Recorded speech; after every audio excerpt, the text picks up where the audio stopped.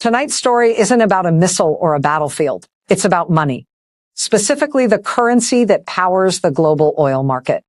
If Iran allows oil tankers through the Strait of Hormuz only when they're paid in Chinese yuan, that would challenge the decades-old dominance of the U.S. dollar in energy trade. And when nearly 1/5 of the world's oil passes through that narrow waterway, the currency used to buy that oil suddenly becomes a global power story, not just an economic one. Something changed in this war, and almost nobody noticed it at first. Not a missile strike, not a tanker explosion, not even a dramatic announcement from a Pentagon podium. The shift came from a single sentence quietly spoken by a senior Iranian official during a CNN interview on Friday. And that sentence might be more dangerous to the global financial system than any missile fired in this war. The official said, Iran is considering allowing oil tankers to pass through the Strait of Hormuz, but only on one condition. The oil must be paid for in Chinese yuan instead of U.S. dollars. Read that again slowly, because the full meaning of that sentence doesn't hit immediately.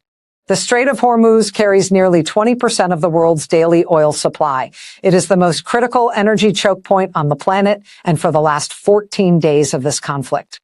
The United States military has been trying and failing to reopen it.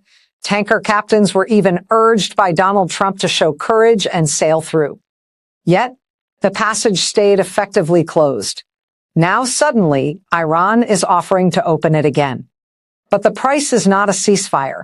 The price is not a political concession. The price is something far more unusual. A currency change. And if you understand what that means, the stakes of this war suddenly look very different. Because for more than half a century, the global oil market has run on one rule. Oil is priced in U.S. dollars. That rule began in 1974 when Saudi Arabia struck a historic deal with Washington. Saudi oil would be sold exclusively in dollars. In exchange, the United States would guarantee military protection. Other oil-producing nations quickly followed. And just like that, the petrodollar system was born. It sounds technical, but it changed how the entire global economy works. Any country that wanted to buy oil first needed dollars, which meant every country on Earth needed to hold dollar reserves, which meant constant global demand for the U.S. dollar. That demand allowed America to borrow cheaply. It allowed massive deficits without currency collapse. It allowed sanctions that could entire economies. The petrodollar was not just an economic arrangement. It was the financial engine of American global power, the reason that U.S. military budget could exceed the next 10 countries combined, the reason Washington could influence global trade systems, the reason the dollar became the backbone of the modern economy. That system has existed for 52 years. And now Iran is suggesting something that could weaken it. But here is where the story becomes more interesting. Iran doesn't need to defeat the United States militarily to do this. It doesn't need regime change or surrender. It only needs to prove one thing. That oil can move through the world's most important choke point without using dollars. Once that precedent exists, the entire argument for dollar-only oil becomes weaker. And something surprising has already been happening quietly in the background. Since February 28th, the first day of Operation Epic Fury, Iran has shipped more than 11 million barrels of crude oil through the Strait of Hormuz. Every single barrel went to China and every transaction was paid in yuan. Chinese tankers moved freely through the waterway. They were not attacked. They were not blocked. Their shipments kept moving while other tankers waited outside the strait. Insurance costs climbed.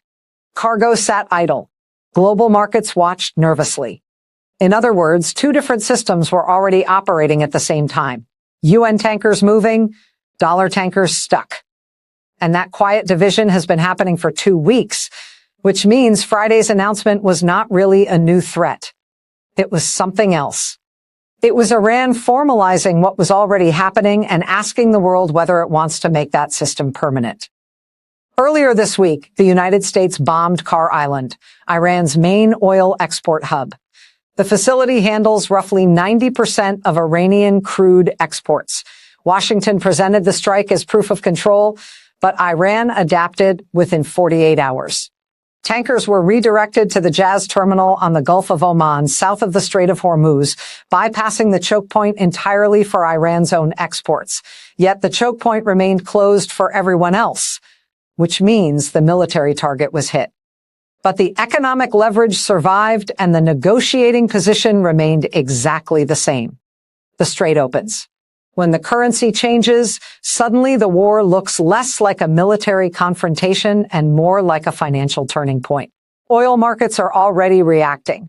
Traders are beginning to price a world where access to 20% of global supply requires yuan. And somewhere in Beijing, calculations made years ago may finally be paying off. Because China hasn't fired a single missile in this war, it hasn't deployed troops. Yet the conflict may be advancing China's financial strategy. Anyway, to understand why, you need to look at how the petrodollar actually works day to day. When a European country buys oil from Saudi Arabia, it pays in dollars. Even if its own currency is the euro, when an Asian country buys oil from Iraq, it converts to dollars first. When an African country imports oil, dollars again. For 52 years, this has been the operational rule of energy trade. That rule forces countries to maintain large dollar reserves. And those reserves reinforce global demand for U.S. currency.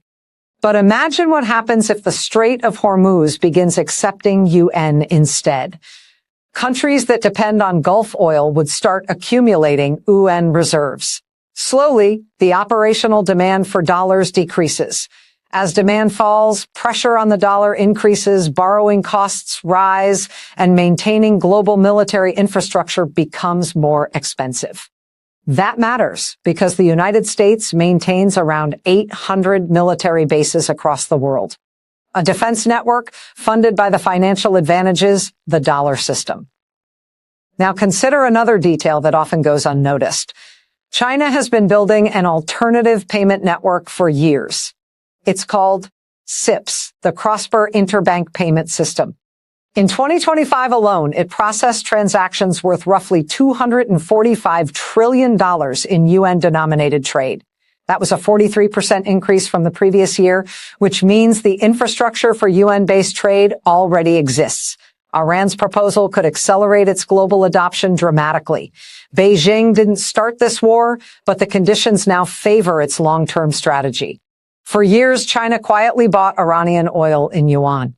For years, it encouraged alternative